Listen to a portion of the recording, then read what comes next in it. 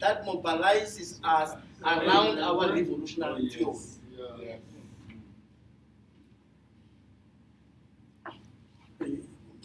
Where I get salary, we said we're not going to go through it. We're not going to do the money class formation. We want the vanguard fucking cover Sunday. And we can't be comrade, and I want you, we can't be a vanguard as trade unions, given our reformist stage. But we can put pressure to all those who claim to be vanguard of the working class to play their role of being a vanguard. By participating in their program, in their campaigns, but also taking leadership. But the problem in a capitalist society, once assume responsibility, you get swallowed. One talking to Roman's minister today. Not going to change. In fact, more worse. In fact, as the last point, director, I'm going to sit down. The last point that I'm going to make and sit down at the risk as well. Let's look at South Africa in 1994.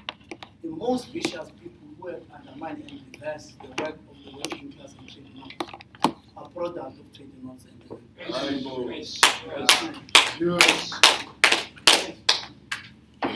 we're in trouble with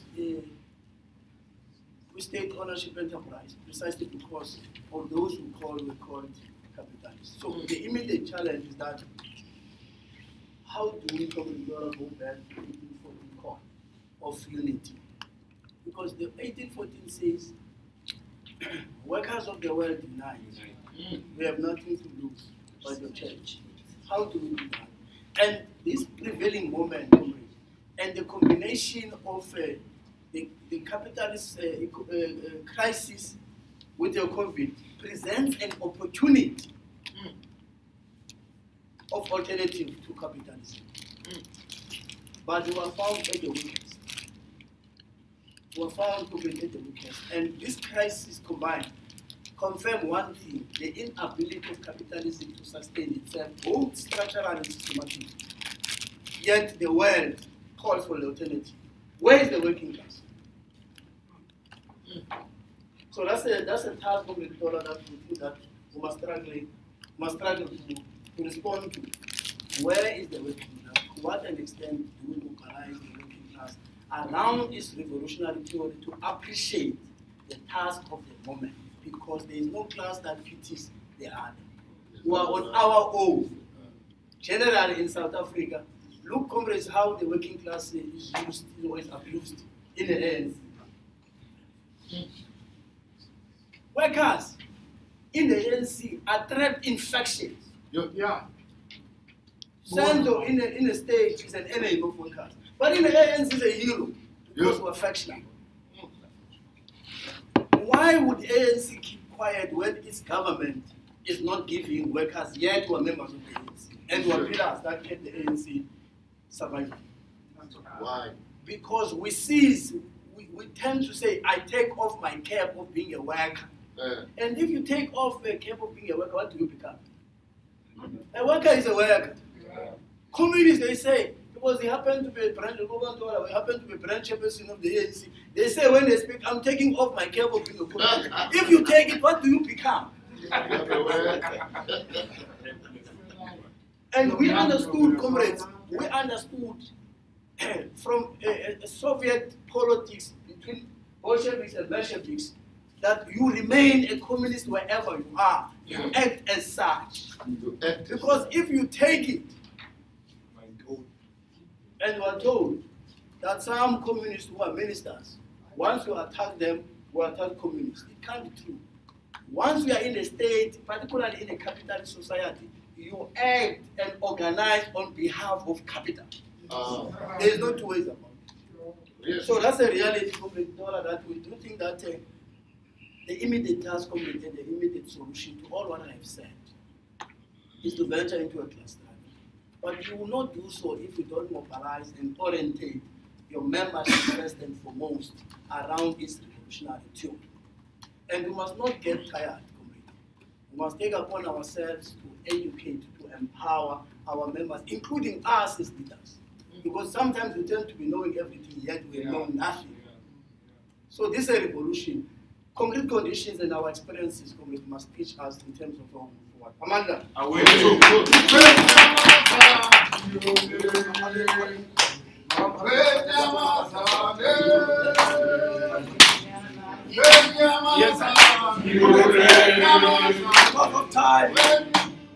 Because I know that you are following the general sector of clinical of time.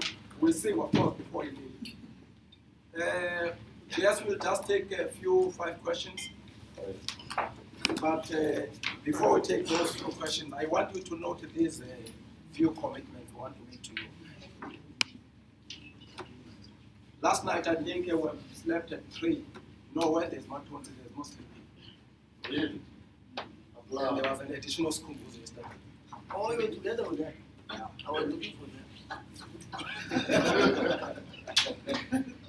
But I think what the commitment we want to make, Comrade General Secretary, is that I guess when the day ends of this conference, we'll be members of WAP.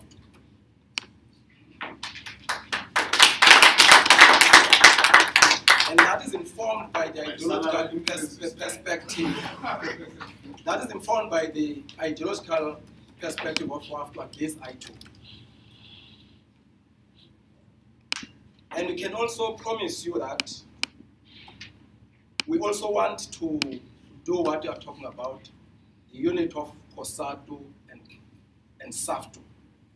But in this case, we want to do it from below. We have a view that this cannot be done by Vavencharinjan because of their egos.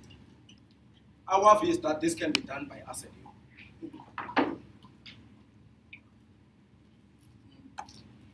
We want to promise that given all the instruments, the year ends by next year, by December, we would have recruited more than plus 300,000 workers, which would then become part of that fold of NEHAW, which is uniting the public sector in the country.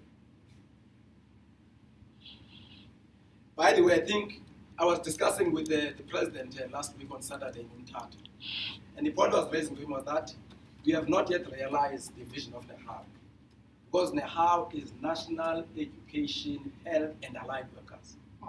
And I said to him that the vision of NEHAW was that it's national education, means all education workers, teachers and everything in NEHAW. Yeah. Then health workers, all of them in the country. And allied, meaning that the safety and security sector, the local government, the administration workers, all of them in one union. When we started to attend the National Congress of COSATU, those who were there by that time, I know that with you were still not there. I'm sure you were not in the The fight between Slovo and Tulas, always. Slovo was not talking to Tulas in the Congress, was always coming and said, I'm John, I want Slovo. And of course, he pointed and said to Slovo, Tulas, you're not supposed to be SALISPWU. SALISPWU was supposed to be the project of the heart. You're supposed to be here in this delegation. That was a fight. And we think time has come now to realize that vision which we established was to make one public sector union, probably with five chapters: education, health, administration, safety and security, local government. But I think one test we have to deal with, which we have raised now, we have to deal that workers seem not to have a political home in the country, given the crisis. And the question is that how do you build what is there?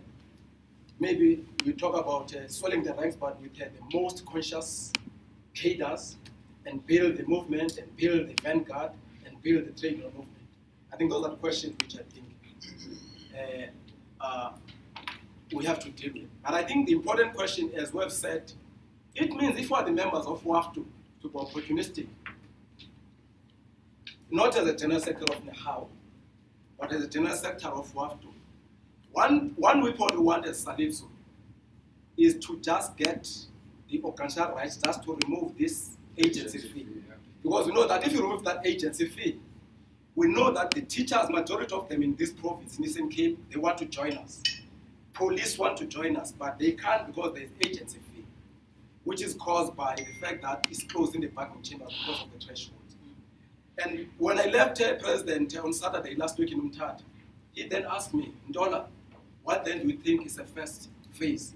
I said to him, the first phase, we must go, you put us as a joint, as Labor Relations Act, with how we get into one chamber. If you get one, where there's a small chamber in general, if you put us there, all the agency fees are fallen in all the chambers.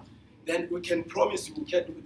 Then we therefore, he said himself that, he said that unfortunate part which is necessary, we are going to destroy SAT, destroy Spokane. I said that attention necessary if it's for the unit of the workers. That's what I think we can do. We want to do or try. And he asked me what then is the second phase. That the second phase is therefore to form a united public sector union in the country. And I said the third phase is to use that weapon to establish a political home of workers in the vanguard from the grassroots and deal who are this advanced detachment of workers. That's what we commit to you as we're here in this. We've taken people who are serious across the country to deal with this question. I think those are the commitments. We can take 5 questions.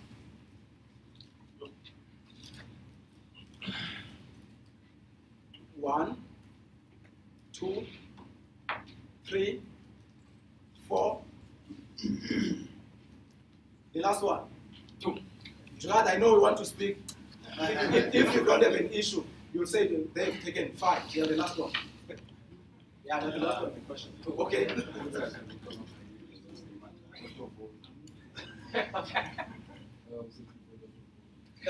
Comrade, I'm in charge.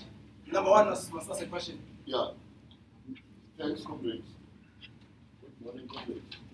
Yeah. Morning. Firstly, I want to thank the General Secretary of SALISPWU for leading us into this journey.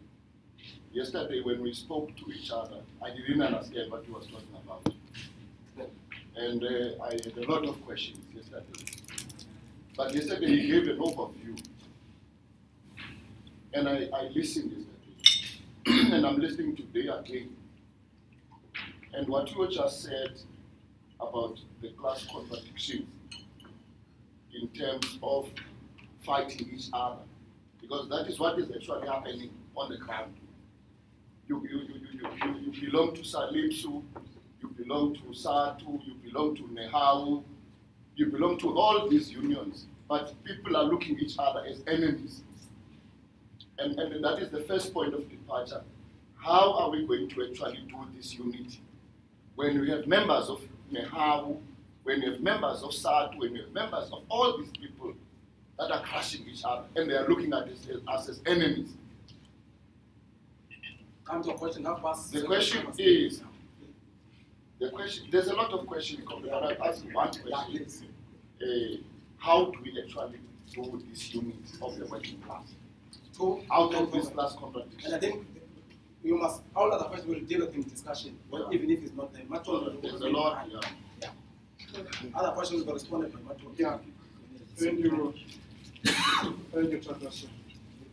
Yes, I hear the General Secretary of the WAFTU, NEHAU.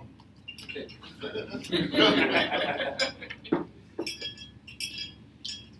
General Secretary, I want to come straight to you. I'm a former member of NEHAU. I don't have a problem on that. But you are saying we must take our egos out and form the Workers United.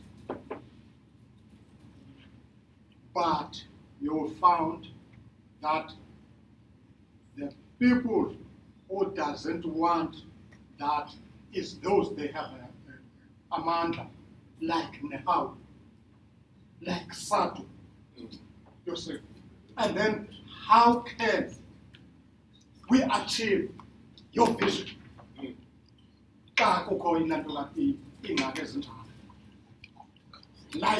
Like on straight we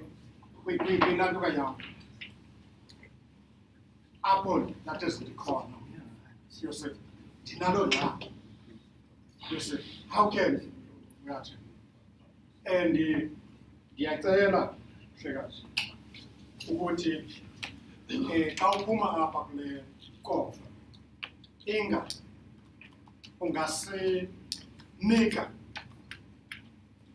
andifuna ukuthi ufuna isiqinisekiso sokuthi you will work because usemandleni, you will work to make sure that abasebenzi be-public sector bababayi-one. Very strong one. Thanks, Comrade Chair, and thanks to the Comrade GS for excellent input. I have a comment rather than a question, Comrade, if it's permissible. Thank you. So, Comrade GS, it's unfortunate that you're not going to be here today because I thought the input that you made brought up some important points that we would like to take further, particularly besides the complete agreement about the need for the uniting of the public sector and a political fight. There's a point that you were making about the shift in investments from manufacturing to the financial economy and the growth in speculative investment. Now, as AIDC, we've been making an argument for some time now that the public sector unions and public sector workers actually can have a powerful say in some aspect of this, not in all aspects of this. And this relates strongly to the issue of the government employees pension fund. Now, here we see that, and I'm not going to go into all the detail, there's 1.8 trillion rand in accumulated reserves. Most of this is under the asset management of the Public Investment Corporation. Most public servants, most pension funds is managed by this thing. 60% of the investments of the Public Investment Corporation, most of which 80, almost 90% comes from the GPF, is invested in the Johannesburg Stock Exchange. That is the financial economy. That is where speculative investments is partly taking place, but not only, but partly.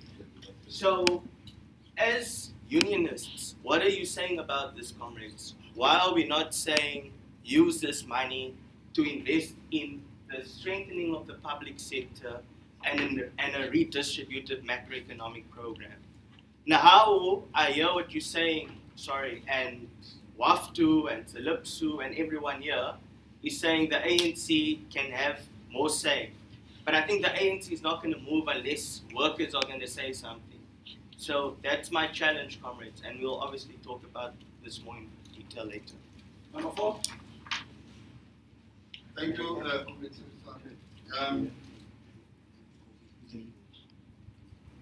Leader, you have said a lot of things this morning which are very crucial. But I wanted to allude to the fact that you noted the crumbling down of the unions, meaning the unions are becoming weaker on a daily basis because of the issues like factions and all that. At your position, what do you think should be done to rebuild the unions and capacitate the members of the unions to deal with modern times and the modern challenges that are emanating on a daily basis? Let's relate, for example, issue of